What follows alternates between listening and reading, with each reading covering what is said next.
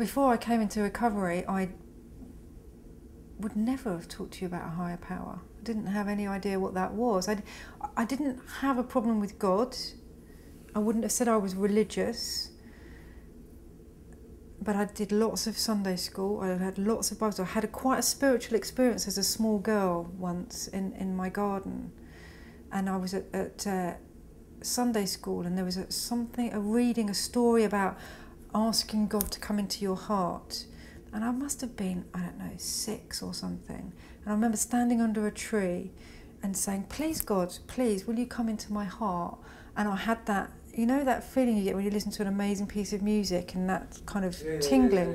I had this kind of body sensation and felt different. And at the time I didn't really understand it, but as I've reflected, I thought that was my first spiritual experience. So I was too pissed and too mad and too out there trying to grab a pound note or whatever to ever follow a spiritual path. Getting sober, forcing me to slow down, forcing me to have a look at that relationship, because that's what they teach you in AA. It is a spiritual program. You don't get that spiritual stuff, likely you'll get pissed. I've had to do it. So it's not been hard for me to use the word God. I'm quite choosy about who I say God to. I think yoga offers a sobriety of mind and spirit that is really beyond satisfying, beyond my own expectations. And if I'm relying on a crutch like alcohol or drugs to give me some altered state of consciousness, at this point for me, it's not even interesting.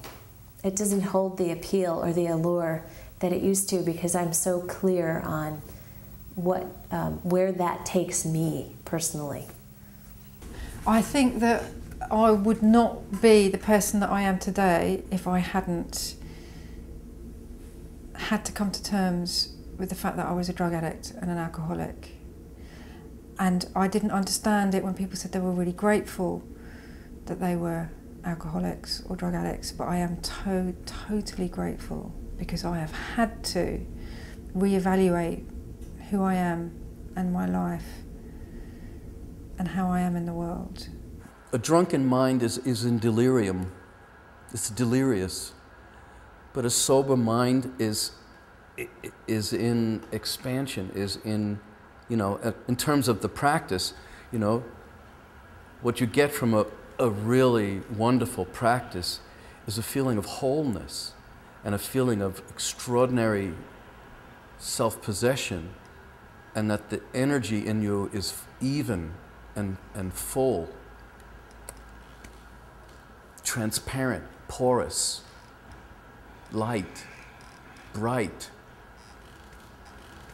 When people ask me, is yoga going to help? They're asking me from a position of pain. They're asking me from a position of having gone through some terrible, devastating, life-wrecking experience, and they're in recovery, and it's not too comfortable. And my answer is yes, yoga can help. Of course it can help. It helps in conjunction with the 12-step program, and the chances are that you can be successful with this and put your life back together, and also come away with a tool which is going to help you develop yourself further.